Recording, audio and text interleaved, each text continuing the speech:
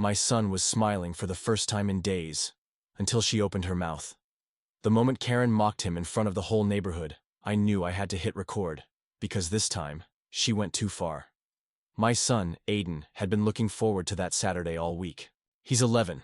He has cerebral palsy. His left hand doesn't quite work the way it should, and he walks a little differently, but he's smart, so smart, and kind. Too kind for this world sometimes. We had just moved into the neighborhood 3 months earlier. Aiden kept asking when he'd be able to meet the other kids, to maybe ride his adaptive trike down the cul-de-sac with them. I told him to give it time, that people warm up eventually. I didn't tell him what I saw, the way some of the parents looked at us when we first arrived, like we were dragging their property value down just by existing. But that Saturday, there was a small neighborhood gathering at the park by the entrance. Hot dogs, lawn chairs, one of those little rented bounce houses. Aiden was practically vibrating with excitement. He picked out his shirt an hour early. It had his favorite superhero on it, one who walked with a cane. "I want to show them my trike," he told me. "Maybe they'll think it's cool." I nodded, trying to smile. "They'll love it, buddy." We got there, and for a few minutes, it was perfect. Aiden waved at people. Some waved back. A couple kids looked at his trike curiously. One even asked if they could try it. Karen was standing near the grill. I hadn't even noticed her until she loudly said, "Well, isn't that special?" in that voice that's coated in sugar and acid at the same time. I looked over. She wasn't talking to me. She was watching Aiden try to steer his trike around the grass, grinning from ear to ear. She took a sip of her wine cooler and tilted her sunglasses down like she wanted a better look. "Is he part of the entertainment?" she asked, louder now. "Because that's adorable." I froze. Aiden didn't get it at first. He kept pedaling. He was wearing his helmet with superhero stickers on it, his legs pushing hard against the pedals. But I saw Karen nudge another woman with her elbow and do that laugh. You know the one. That cruel little breath that says more than a whole sentence ever could. That's when Aiden heard. He stopped pedaling, looked over. "What did she say, Dad?" I crouched down next to him. "Nothing. Just focus on having fun." But he knew. He's not dumb. His eyes dropped. His voice went quiet. "She's laughing at me, isn't she?" I stood up, walked over to Karen. "Hey, that's my son." She barely turned her head. "Right. I figured. So brave of you to bring him out. Must be hard." "What do you mean hard?" I asked. She waved her hand. "I'm just saying, you know, not everyone wants to hear the squeaky wheel when they're trying to relax. It's a peaceful neighborhood. We don't usually have this kind of energy." I looked back at Aiden. He was still sitting on his trike, but his hands were in his lap now. His smile was gone. I wanted to scream, but I didn't. Not yet. I took a deep breath. "He's just a kid, a good kid. He just wants to play," Karen shrugged. "And we all want things. I wanted a quiet retirement community, but here we are." I walked back to Aiden. He looked up at me and whispered, "Can we go home?" "No," I said. "We don't leave, just because someone's mean." He nodded. He tried. He really did. He got off the trike and went to the table where the other kids were sitting. He asked if he could join their card game. One of them said sure. Another one looked over at their mom, who was standing near Karen, and said, "Is it okay if he plays?" The mom didn't even look at my son. She just whispered something to Karen, and Karen laughed again. Aiden turned back to me, his hands trembling. "They don't want me here, Dad." My heart felt like it was being torn in half. I walked him back to the car. He was quiet the whole ride home. When we got inside, he didn't go to his room. He just sat on the couch, staring at nothing. "Did I do something wrong?" he finally asked me. "Do they not like kids like me?" That's when I lost it. I held him. I didn't even try to speak. I just held him while he cried softly into my shirt. He didn't understand what he had done wrong, because he hadn't done anything wrong. He smiled. He said hi. He offered to share. He showed up with a heart 10 times bigger than anyone else on that lawn. But that woman, the one who people pretend to laugh with out of fear or habit, she had stomped on that heart, without a second thought, and it wasn't over. I knew that. But I also knew something else. If she ever said anything like that again, I'd be ready. The next week was quiet. Too quiet. Aiden didn't ask to go outside, didn't mention the other kids, didn't ride his trike once. He just stayed in his room, drawing superheroes with tears tucked behind their masks. I tried cheering him up, movies, baking cookies, even letting him pick the dinner menu every night. But none of it worked. His light had dimmed, and all I could think about was Karen. Her laugh, her smug little smirk, the way she turned my son into a punchline like he was nothing, like he was a prop. Every time I saw her during the week, watering her roses like nothing had happened, gossiping with other neighbors, I bit my tongue. I wanted to scream at her. I wanted to ask those other parents why they didn't say anything, but I didn't. Not yet. That Friday evening, Aiden finally said something. "They're having another gathering tomorrow, right?" I turned to look at him. He was sitting at the kitchen table, poking at his spaghetti with his fork. "Yeah," I said carefully. "They are. Why?" He shrugged. "Can we go?" "You... sure?" I asked, trying to read his face. "Yeah. I want to try again. Maybe it'll be different." I knelt down beside him, placed my hand on his arm. "Are you doing this because you want to, or because you think you have to?" He looked at me with eyes that were older than 11. "I just want to feel normal, Dad." That night, I didn't sleep much. I kept playing out all the things I wished I had said to Karen. I told myself I wouldn't let her break him again. Not this time. We got to the park just as people were arriving. Aiden was wearing the same shirt, his superhero shirt. He was nervous, I could tell, but he held his head up. I parked us near the edge and helped him get his trike out. I spotted Karen right away. Lawn chair, wine cup, sunglasses, like a queen on her plastic throne. She didn't even wait 5 minutes. We were walking past when she said, just loud enough, "Well, look who's back for round 2. How brave. I stopped walking. Aiden stiffened. I turned to her. "Excuse me?" She didn't flinch.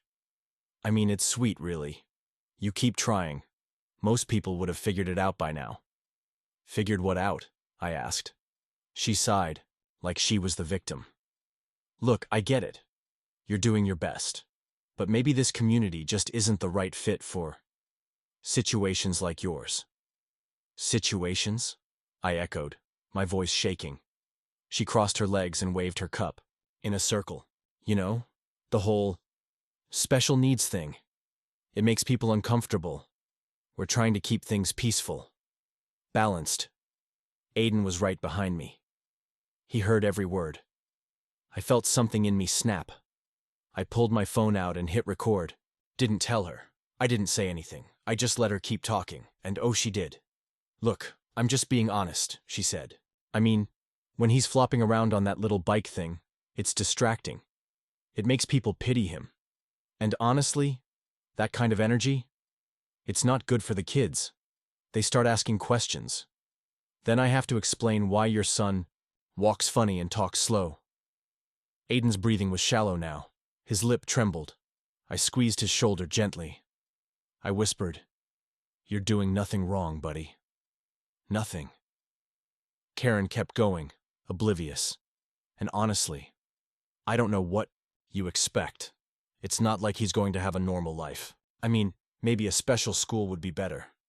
Somewhere away from the rest of us. I'm not trying to be cruel. It's just common sense. I ended the recording. My hand was shaking, not from fear, but from rage.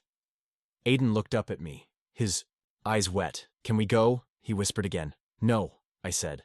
"We're staying." He blinked, confused. I looked at Karen. My voice didn't rise.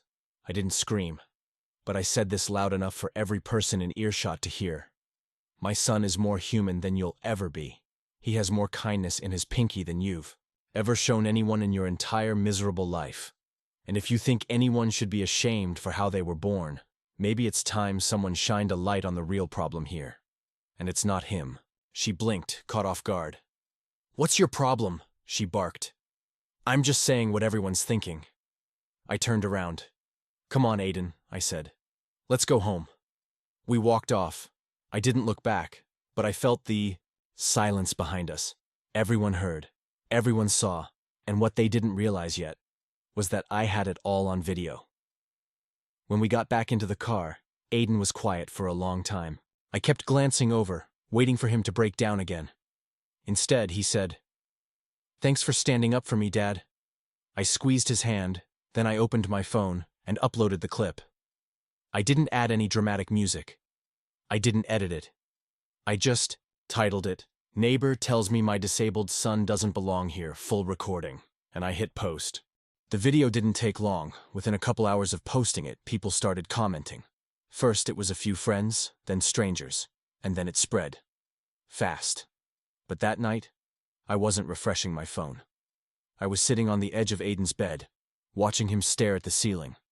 He wasn't asleep. His blanket was pulled up to his chin, but his eyes were wide open.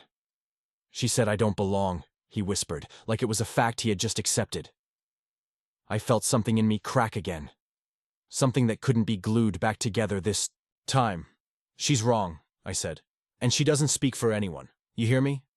"She wasn't the only one laughing," he replied. "I saw the others too. Mrs. Temple. That man with the blue cap. They all just stood there." He wasn't wrong. The worst part of that whole day wasn't even Karen. It was the silence of the others. The folded arms. The nervous glances. The people who turned away like they didn't hear. The ones who smiled politely to Karen while she casually tore into an innocent child. I remembered them all. Every face. "I don't want to live here anymore," Aiden said. "I hate it here." I wanted to tell him we'd move, that I'd sell the house and pack up tomorrow, but I knew that wasn't the lesson he needed right now.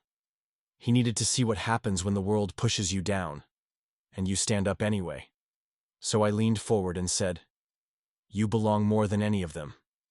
He didn't respond, just turned, on his side, and pulled the blanket over his head. I sat there a while longer, until his breathing slowed. Until I was sure he was asleep. Then I went to the living room, opened my phone, and watched the world react. Thousands of views. Then tens of thousands. Comments pouring in like a flood of justice. This broke me. "I'm sobbing for your son. What a precious soul. That woman needs to be held accountable. This is disgusting. My brother has cerebral palsy. I grew up watching people like her destroy his confidence. Thank you for recording this." There were people tagging news outlets, disability rights groups, even a few local journalists. I didn't sleep at all. By morning, the video had over 500,000 views. By afternoon, it crossed 1 million. And that's when everything started to unravel. Around 2 p.m., there was a knock at the door. I opened it to find Jeff, the HOA vice president, standing there with a clipboard, but looking like he'd rather be anywhere else. He cleared his throat. "Hey, just wanted to check in. There's been some noise about the video." I didn't say anything. He looked uncomfortable. "Look, I know Karen. She can be a little, Say it," I interrupted. "She was cruel. She humiliated a disabled child." He didn't meet my eyes. "We're just asking if you could maybe take the video down. People are calling the HOA office non-stop. We're trying to avoid escalation." I shook my head slowly. "Escalation already happened the second she opened her mouth," he sighed. "I get it. I do. I have a nephew with autism. But if we could handle this internally." "Internally?" I snapped. "Where no one sees it? Where it gets swept under the rug while my son hides in his room?" "No." He stepped back like I had struck him. "All right, just thought I'd ask." As he turned to leave, I asked, "And Jeff?" He paused. "Where were you that day?" He didn't answer. Just walked back to his house like a man shrinking into himself. That evening, we had to leave the house to get groceries. Aiden didn't want to go, but we needed a few essentials. I promised him we'd be quick. We hadn't even made it to the car when we heard it. Laughter. Not just laughter. Her laughter. Karen was sitting on her porch with 2 other women, glass in hand, still smug, still untouchable. "Look," "It's our local celebrity," she shouted, raising her cup like a toast. "Hope the internet fame is worth the pity points." I turned around, fists clenched, but before I could say a word, Aiden started crying. Right there, in the driveway, just dropped to his knees and started sobbing. Huge, gasping sobs, his whole body shaking. Karen laughed harder. I'll never forget the sound of it. The way she enjoyed it. Like his pain fed her somehow. Dropped to the ground next to him and held him tight. "You're okay, buddy. I've got you. I've got you." But he kept crying. And the neighbors, they just watched. Curtains twitched. Doors cracked open. But no one came outside. No one said a word. She had broken him. I got him into the car and slammed the door shut. My hands were shaking so bad I could barely hold the wheel, and still, through the window, I could hear her. "She should thank me," she said to her friends. "Now they finally know their place." That night, I posted again. Just a simple caption this time, above a blurry photo of Aiden crying on our driveway. She laughed while my son cried. And no one said a word. This is what silence looks like. This is what cruelty looks like. It was retweeted over 100,000 times in a single day. People were furious. The media picked it up.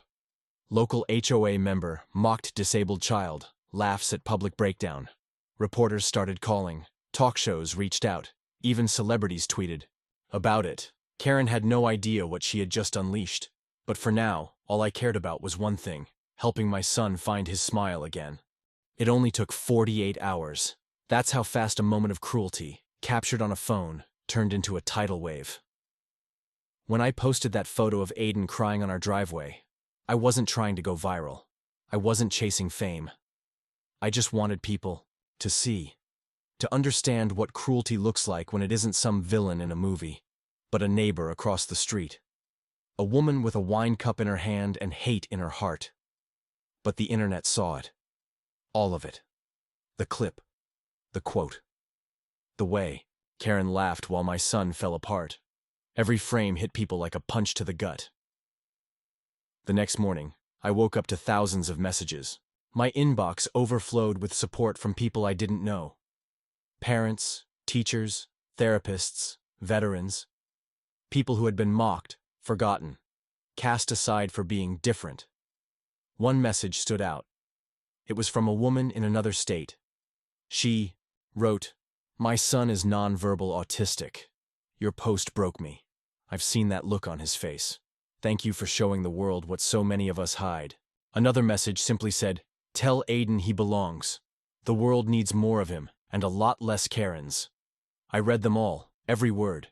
Aiden didn't want to hear them at first. He was still withdrawn, still quiet, still carrying the weight of humiliation on his small shoulders. But eventually, I started reading some aloud, just one or two. His eyes lit up, just a little. By the end of the day, he asked, "Did anyone else write something?" I nodded. "Thousands, buddy. And they're all on your side." He smiled, soft, hesitant. But it was real. And then came the big one, a message request from a name I didn't recognize at first. A verified account. It read, "I'm the producer for The Morning Voice on NBC. We saw your video and would love to have you and Aiden on the show. Let's talk." I stared at the message for a long time. I wasn't sure we were ready. I didn't want to put Aiden through more attention, more questions. But when I showed him, he nodded slowly. "If it helps other kids like me, I think I want to do it." I almost broke down right there. That same day, a local news van showed up on our street. Not even for an interview, just to show where it happened. They stood right outside Karen's house, zoomed in on her porch. The once proud throne she sat on was now empty. Her blinds were shut. Her flowers were dead. Funny how fast weeds grow when nobody waters the hate anymore. People started protesting, not in mobs, but with lawn signs. One by one, neighbors started putting signs on their grass. I saw the first one across the street. "In this house, kindness lives." Then another, "Different is beautiful." Then a third, "We stand with Aiden." By the end of the week, nearly every house on our street had one, except Karen's. She stopped coming outside. No more porch chats. No more wine glasses. No more passive-aggressive comments about our grass length or Aiden's tricycle tires on the sidewalk. She was silent. For once. And then, the HOA tried again. Another letter slipped under our door. Due to recent disruptions in the neighborhood, we kindly ask that you refrain from participating in any further media-related activity that may portray the HOA or its members in a negative light. This includes interviews, public posts, and news features. Failure to comply may result in fines. I laughed when I read it. Out loud. I took a picture of the letter and posted it immediately.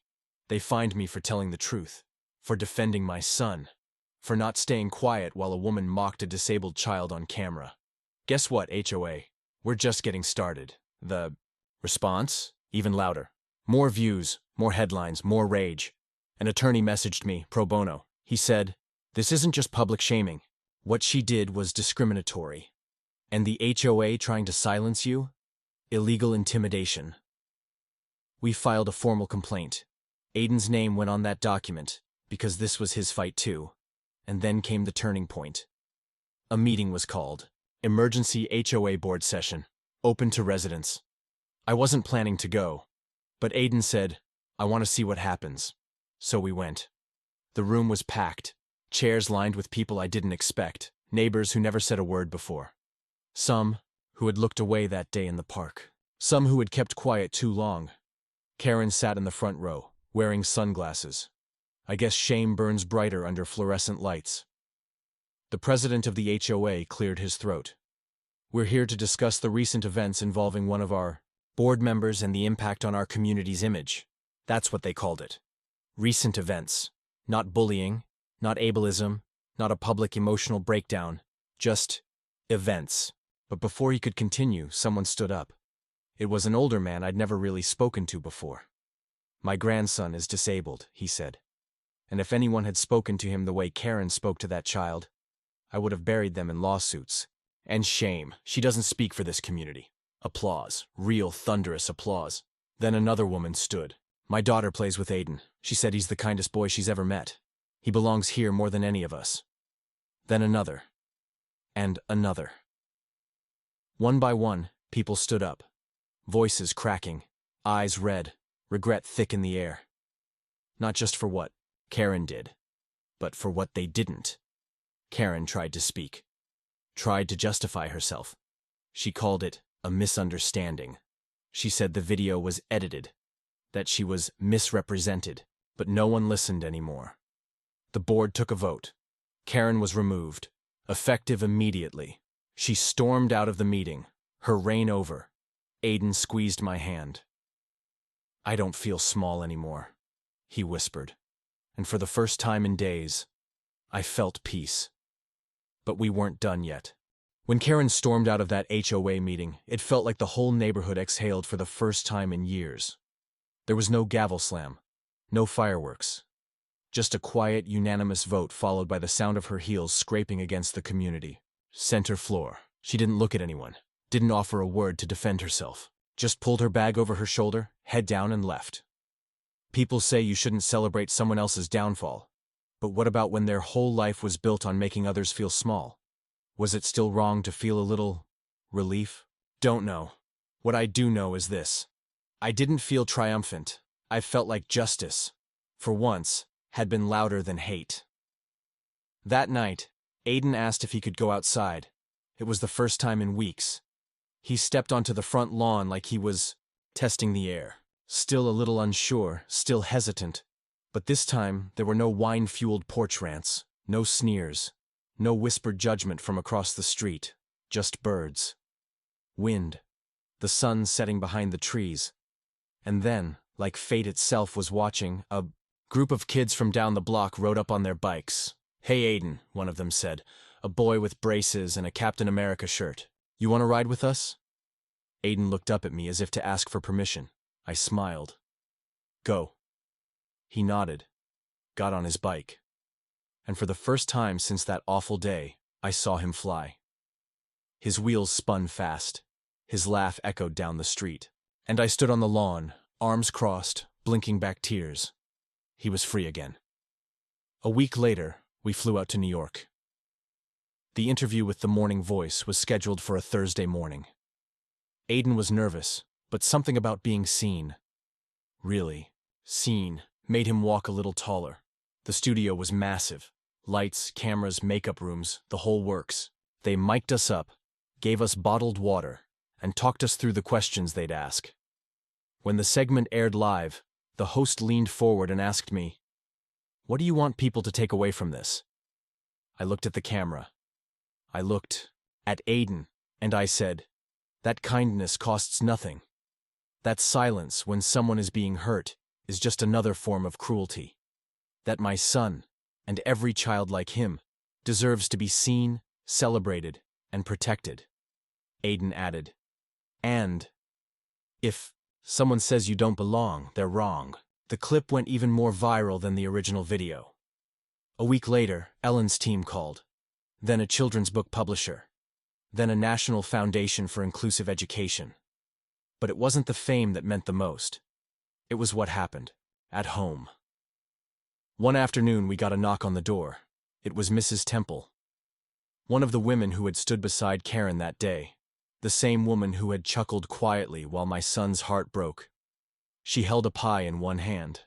Her eyes were red. "I don't expect you to forgive me," she said, "but I want to say I'm sorry. I saw it happening. I should have spoken. I didn't. I failed your boy, and I'm ashamed." I didn't take the pie, but I nodded. "Thank you for saying it," I replied. "It matters more than you think." People began changing. A neighbor offered to repaint the park's faded benches, with designs painted by kids from the community, including Aiden. Someone else started a book club for parents of neurodivergent kids. The HOA even passed a motion, banning hate speech and discriminatory behavior, with strict consequences. It was a new world, still flawed, still healing, but trying. And then came the moment that broke me, in the best way. It was a Saturday morning. Bright skies, cool breeze. Aiden and I were walking to the mailbox when we noticed something at the community park. A new plaque. It was mounted beside the playground where everything had happened. It read, "In honor of every child who was told they weren't enough. This space is yours. You belong. Dedicated to Aiden, with love from your neighbors." I fell to my knees. Aiden stared at it for a long time, then turned to me with tears in his eyes and said, "They see me now." I hugged him so tight I thought I'd never let go. As for Karen, she sold her house within 2 months. Word was she left town entirely. No farewell, no goodbye brunch with the other suburban tyrants. Just a "for sale" sign, a moving truck, and silence. And honestly, that was enough. She doesn't haunt our lawn anymore, doesn't yell at passing kids, doesn't scoff at anything different from her narrow little world. She's gone. But what she left behind, oddly enough, was something beautiful. Because of her, we built something stronger. A neighborhood that finally opened its eyes. A community that stood up for a child when it mattered most. A message that echoed across the internet, across the world. Cruelty doesn't win. Not forever. Aiden's doing better now. He still has hard days. He still asks sometimes why people are so mean. But now he knows he isn't alone. He knows his voice matters, and he knows what I always hoped he would.